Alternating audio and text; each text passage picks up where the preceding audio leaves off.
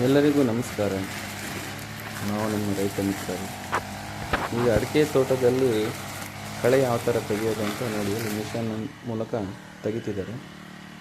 ಏಕೆಂದರೆ ರೋಟ್ರ್ ಹಾಕಿಬಿಟ್ರೆ ಕಾಯಿ ಉದುರೋದು, ಅಡಿಕೆಯಲ್ಲಿ ಕಾಯಿ ಉದುರೋದು ತುಂಬ ಆಗುತ್ತಂತೆ. ಅದಕ್ಕೋಸ್ಕರ ಒಬ್ಬ ರೈತರು ಈ ಥರ ಮಾಡ್ತಿದ್ದಾರೆ. ನೋಡಿ, ಇದಕ್ಕೆ ಬರೀ 1,000 ರೂಪಾಯಲ್ಲಿ ಖರ್ಚಲ್ಲಿ ಆಗುತ್ತಂತೆ.